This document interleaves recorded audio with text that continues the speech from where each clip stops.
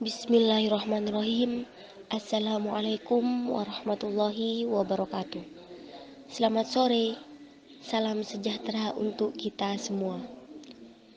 Saya ucapkan terima kasih kepada dosen pengampu manajemen konflik, Ibu Dr. Hajah Rusdiana Naflia MPDI, dan terima kasih juga untuk teman-teman semua. Sebelum lanjut pada pemaparan materi, izinkan saya untuk memperkenalkan diri. Karena ada pepatah yang mengatakan tak kenal maka tak sayang. Saya Renita Tirmaulida, Program Studi Manajemen Pendidikan Islam. Dan selanjutnya anggota kelompok saya Muhammad Zaiful Rahman, Villa Aisy Sofia, dan Ahmad Irfan Sowi. Maka pada kesempatan kali ini, saya akan membahas tentang konflik lini dan staf. Dipersilahkan kepada pemateri. Baik, di sini saya akan membahas tentang pengertian konflik terlebih dahulu. Pada hakikatnya, konflik dapat didefinisikan sebagai segala macam interaksi, pertentangan atau antagonistik antara dua atau lebih.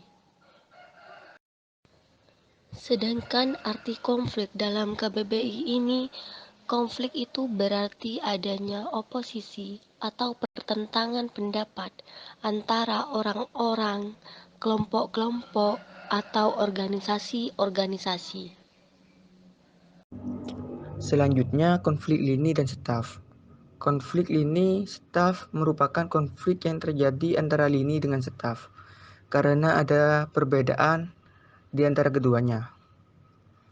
Biasanya perbedaan tersebut adanya perbedaan sikap. Yang kedua, perbedaan umur dan pendidikan. Yang ketiga, perbedaan posisi. Dan yang terakhir, perbedaan tugas. Selanjutnya, pandangan lini. Para anggota lini sering memandang para anggota staf sering melangkahi wewenang. Yang kedua, staf tidak memberikan nasihat yang bermanfaat. Yang ketiga, staf sering menumpang keberhasilan lini. Sedangkan menurut pandangan staf, lini kurang memanfaatkan staf. Yang kedua, lini menolak gagasan-gagasan baru dari anggota staf. Yang ketiga, lini memberikan wewenang terlalu kecil kepada staf. Pandangan lama dan baru mengenai konflik. Pandangan lama. Konflik dapat dihindarkan. Konflik disebabkan oleh kesalahan-kesalahan manajemen dalam perancangan dan pengelolaan organisasi atau oleh pengacau. Konflik mengganggu organisasi dan menghalangi pelaksanaan optimal. Tugas manajemen adalah menghilangkan konflik. Pelaksanaan kegiatan organisasi yang optimal membutuhkan penghapusan konflik. Pandangan baru. Konflik tidak dihindarkan. Konflik timbul karena banyak sebab, termasuk struktur organisasi, perbedaan tujuan yang tidak dapat dihindarkan, perbedaan dalam persepsi dan nilai-nilai pribadi dan sebagainya. Konflik dapat membantu atau menghambat pelaksanaan kegiatan organisasi dalam berbagai derajat. Tugas manajemen adalah mengelola tingkat konflik dan penyelesaiannya. Pelaksanaan kegiatan organisasi yang optimal membutuhkan tingkat konflik yang moderat. Selanjutnya yaitu penanggulangan konflik lini dan staf. Yang pertama, tanggung jawab lini dan staf harus ditegaskan secara umum. Para anggota ini bertanggung jawab atas keputusan-keputusan operasional organisasi. Atau dengan kata lain, mereka harus bebas menerima, mengubah atau menolak saran-saran staf.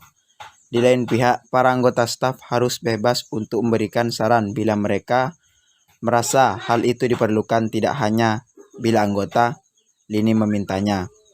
Dan yang kedua yakni mengintegrasikan kegiatan-kegiatan lini dan staf. Saran-saran staf akan lebih realistis bila berkonsultasi terlebih dahulu dengan anggota lini dalam proses penyusunan saran-saran mereka.